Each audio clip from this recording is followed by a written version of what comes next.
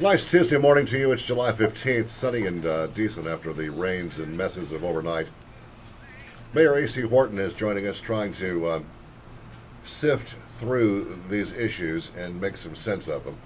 Um, it's a very complicated situation. Everybody knows that. You got police and fire union chiefs on one side concerned and hollering. The rank and file have expressed their displeasure.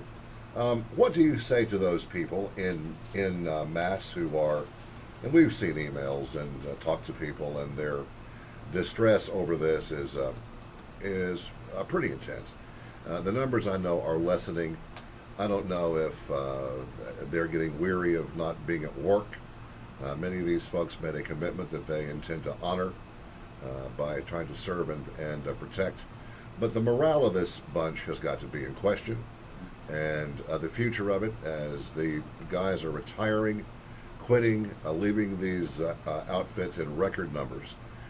You just discussed off the air a restructuring of the MPD, and maybe how these people are being used inappropriately and how things could go in the future, perhaps. That's correct.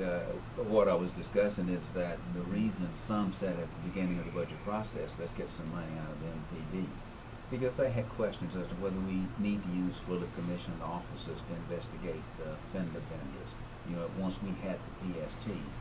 But the key is you don't just go cold turkey and say, boom, no more officers answering accident calls. Hey, you standing on the corner, come over here, I want to make you a PST. They have to go through training and all, so you've got to get the equipment and all. And we're looking at those things, and there may be other changes. We've discussed them before. The false burglary alarm calls, where we spend so much time. Is there another way of doing that? Should we increase the false alarm fine and use that money to put back in? But it takes time to implement those, and those things are underway. The key is, what do we do this year? Yeah. The point I make is that if we sit around the table, there may be some alternatives, but we cannot get any progress on that as long as we are talking at each other as opposed to talking to each other. Yeah. Those are the things that I do believe that will come out of the hearings down there. So I don't believe it's just a charade. I think this is a genuine effort to see if there are alternatives that can take the place of some of the things that are being proposed. Yeah, well, the recurring the idea again of a compromise over property tax and benefits keeps coming up over and over again. But that doesn't seem to be legally, or is it possible to look at a restructuring of this concept on property taxes, or is this double taxation thing, or is it so out of control already that's I don't understand it. Listen, look, anything is possible. When folks sit down and say, look, let's have some give and take. If we do this, will this satisfy this? But unfortunately, what is happening is someone, those who may oppose making any changes, are saying, well, the police officers went out, and I'm not going to negotiate with them. I'm not going to. I've talked through the whole thing, and we'll keep talking.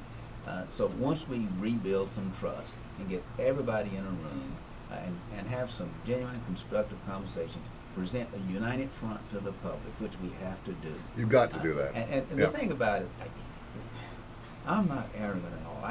I guess it takes a lot to shame me. I understand. Let me make this clear. I understand the hurt that the retirees and the officers, I understand the anxiety that they're going through, and the officers will tell you, to a man or woman, when I see them, I know they don't want to talk to me, but I still walk right up to them and say, let's work through this together.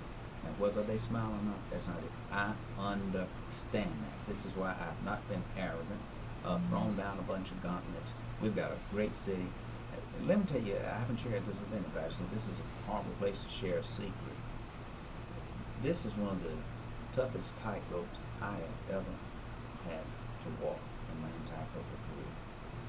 We have hanging in the balance people who are looking at relocating to Memphis, bringing jobs and manufacturing and buying homes here. The last thing they want to look at and see is a city that has the National Guard and all that. They have options.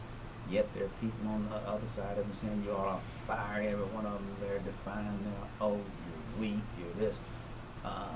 I'm going to keep walking. I'm going to do it my way. Okay? I'm going to do it my way. I got elected on my way. I'm going to be balanced on this. I'm going to listen to anybody. I know people are going to criticize me. I'm going to be called all sorts of names. I'm going to be threatened. I understand that. But the majority of people I know in Memphis want us to try to balance this thing out. They're looking for balance. They're not looking for anybody to capitulate or surrender. They want me to give. They want everybody else to give. And if we go into the spirit, which I am saying to the world, I am willing to sit and listen, but let's not get together and bluff each other. I don't make threats, okay? And it doesn't really bother me though when people threaten, but let's just get together and act like grown folks and get this thing worked out. Get the truth out there. There's so many mistruths out there. For example, that these widowers and widows of officers who were killed in the war, their benefits are gone. That's just flat out not true. We're not touching that. Not at all. Zilch. Not touching it at all. And that's got a lot of people inflamed. There have been commercials that benefits are being taken. And you saw pictures of elderly people in wheelchairs who don't have it. Those are the first ones who announced of being grandfathered. They will not be touched. The pre-65 retirees, we're working on making absolutely certain that they are covered. If we could all get in a room, and I think a lot of this will come out at the council today, when Councilman Ford explains the steps that are being taken to make sure that everybody has coverage. We've got to start talking to each other, and we're talking at each other. That's what's happening. That's a very good point, and it's time to put these people in a room and lock the door until something is resolved. And people are easy to point out, well, there's just no leadership. Well, there's a lot of people involved in this, and these people that claim to be leaders need to be grown-ups and leaders and get together and reach some sensible decisions. It's about balance, as you said, and everyone knows that. This is a weird city. There's county government, there's city government, there's a racial divide in this city that is a palpable, ugly thing. That doesn't get any better, and so there are things to work on. There's an image to fix in this city. And let me, if I might point out, and so everybody will see this, and all told fair, to compare Memphis City employees with the private sector is not entirely accurate. Yeah, I saw this story today. The big thing is that city employees do not have Social Security. Right.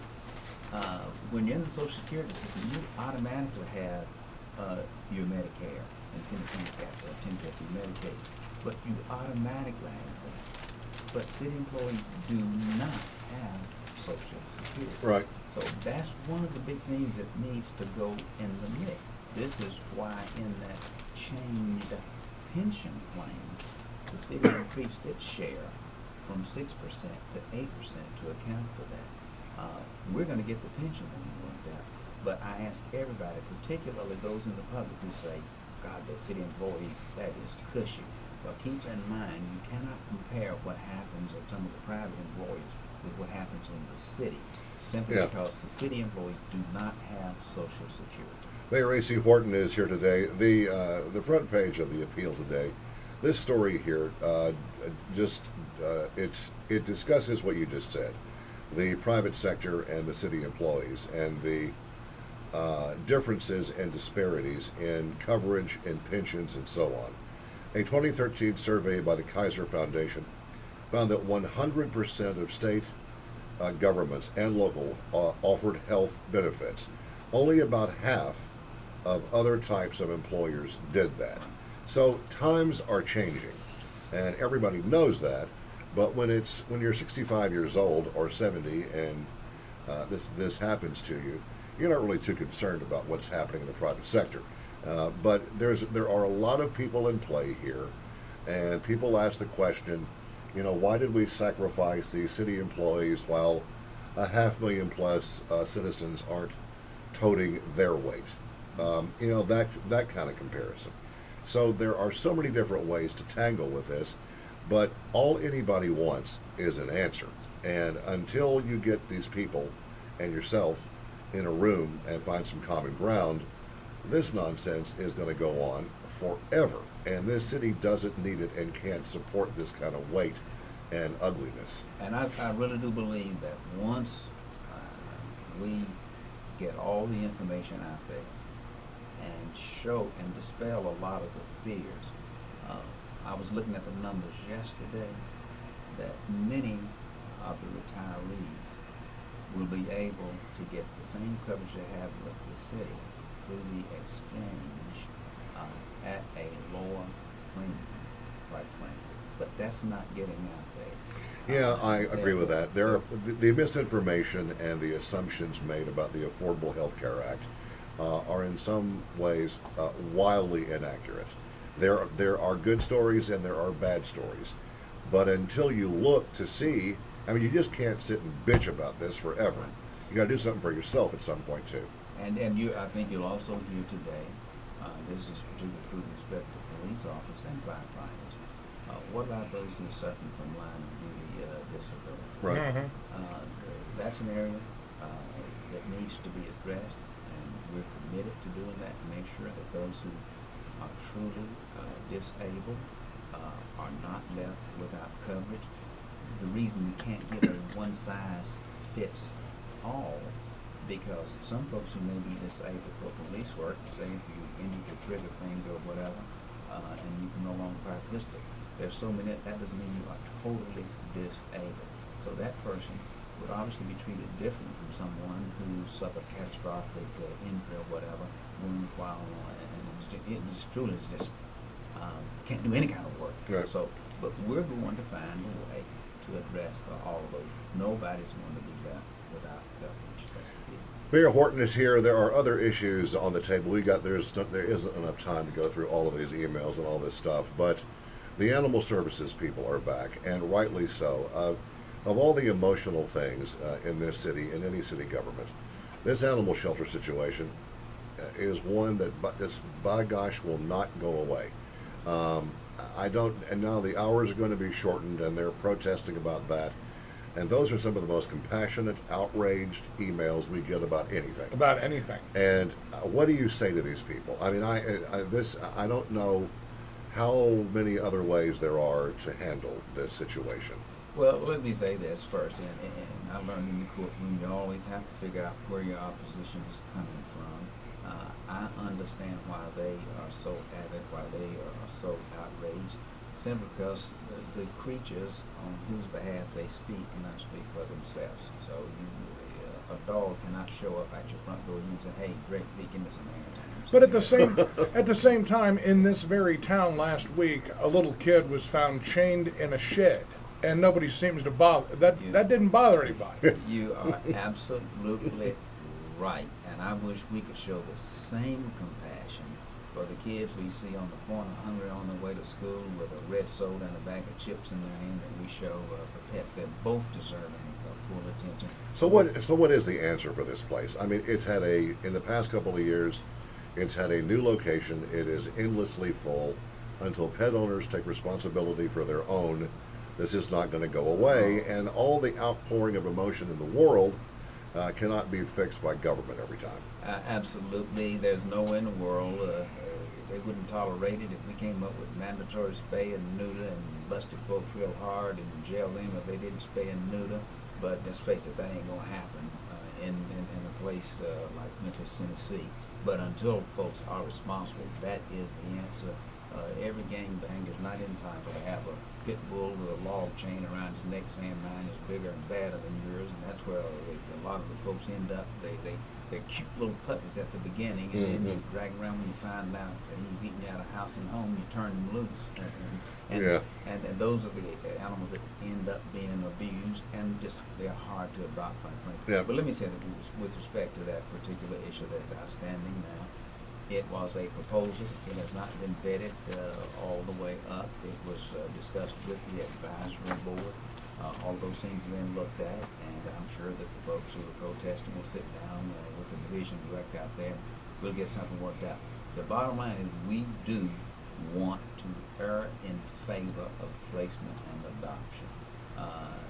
Obviously, the animal shelters are the same fiscal money problems everybody else is, but when it comes down to that, if there's a way to extend hours to make sure that every animal gets a fair chance at adoption, then by George, we're going to do it.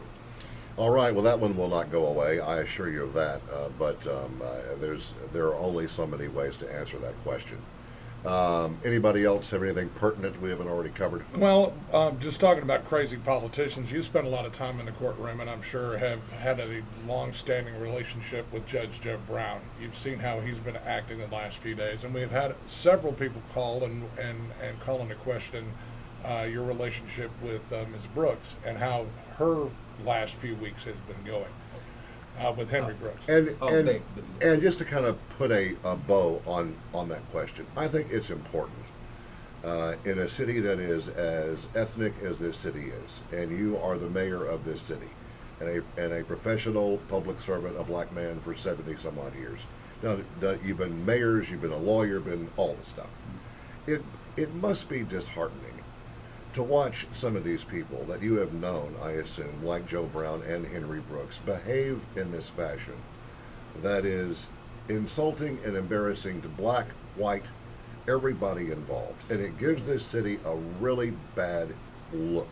Let me just nail that very clearly as to where A.C. Wharton, mayor of the city of Memphis, stands. I ran on and was elected, very simple platform, one Memphis. They're not almost one, not 80%, but one Memphis, which means there's absolutely no tolerance on my part, personally, politically, professionally, for any kind of intolerance, disparaging remarks with respect to ethnicity, sexual identification, sexual opinion, whatever. It has no place in the political arena. It has no place in our private thoughts, quite frankly. And I want to emphasize that. Because sometimes these things, if you think, well, I have a right to be racist in my mind. I have a right to hate gay folk in my mind. That's me. Things like that come out. It has no place. I will not condone it. I will not acquiesce in it. I will just point blank it. I've been in so many campaigns. I've managed campaigns. I run my own campaigns. And it's just wrong. It has no place whatsoever. Friend or foe. None whatsoever. We have so many more critical, germane issues to talk about than ethnicity, gender, affinity, sexual, or whatever. And that's just point blank it. No equivocation on it whatsoever. I think that the only answer to that is for the citizenry of this city to get up off its collective behind and vote these people out of office and speak their mind in the voting booth. There's no other way to go about it. As long as the same people sit in the same seats, endlessly making the same bad decisions based upon either racial history or whatever their problem may be, there's going to be a problem.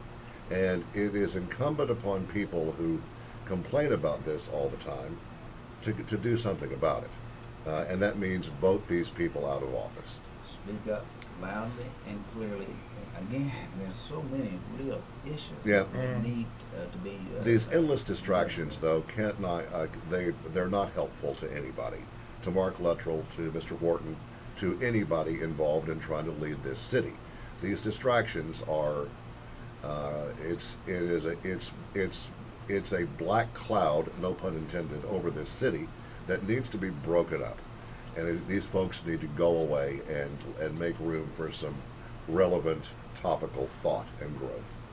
Absolutely. And again, I'm not involved in either campaign, but my position is very clear, and I've said that unequivocally. Well, thank you for answering that question honestly, because it's a sensitive issue, and I don't want to drag anybody's family into this. I don't want mine brought into it, nor does Zeke. So it is an issue that is ugly, and hopefully will be resolved on its own terms. Anything else over there that somebody hasn't beaten AC up about yet? No, I think we got him pretty good. Yeah, I think you've answered these questions as honestly and as fairly as you can. I think the point is that this is not over. No, no. I sympathize and feel the pain of some of these police officers and firefighters. Some of my best friends are in that line of work, and I have great respect for what they do. But this government, this isn't all on you or this current city council, or this goes back a ways, Oh. and it ain't going to get fixed overnight. That's one key to remember too. You're absolutely right. You can go all the way back to 1986, before me, before Harrington, before anybody, and a decision was made not to participate in the Medicare plan. Well, guess what? That's why we have 1,400 people out there that we have to reach out and grandfather Yeah. in. So it's not going to get us anywhere by digging up bones, other than say let's not repeat the mistakes Yeah. of the past. Right. And this is why we're looking forward. My door is open to anybody who says, hey, here's a way y'all can get this thing worked out. I'm open to it, and I'm sure the council feels the same. Well, then perhaps we shouldn't be so cynical about this open forum today for folks to come speak. The roster is full, as Zeke said, so they got 2 hours at least of people that want to come and hopefully in a sensible fashion propose some ideas. Not everybody is a dummy, and they, perhaps some of these folks have a good idea. One last thing I want to ask you that has been brought up and keeps being brought up, and I don't understand it. The Chamber of Commerce wants to be on this program to explain their position.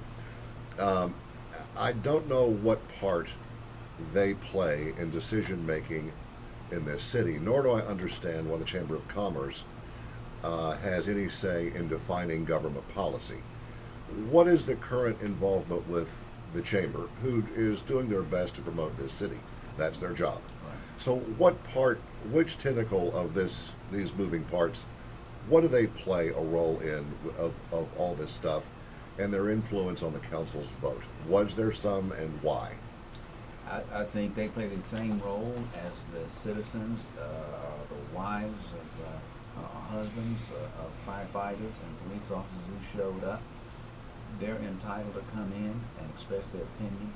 Let me express the logic that has been communicated to me, which I think is self-evident. They're trying to bring employers to this town. That's Okay. what they get up every day, bringing jobs to the city of Memphis. These employers want to see what kind of infrastructure you have. They want to make sure that the streets are clean. They want to make sure there's a good police department, good fire department, good roads, bridges. And the logic is that we have to be balanced in what we're spending in the city on benefits and whatever, because every dollar that's pulled out of circulation to come into government is a dollar that's not out there, but someone can use to say, hey, look, let's run a sewer line down there so we can put a factory down there. Maybe we'll get a DPW plant one day. Okay. But one of the first things they look at is what kind of infrastructure do you have? And if all your money's tied up in benefits or whatever, then the logic goes that those are dollars that we could use to put people to work here. The other thing is those same dollars could be used to fill a first-class labor force. Lord knows we need to do so much to improve our workforce.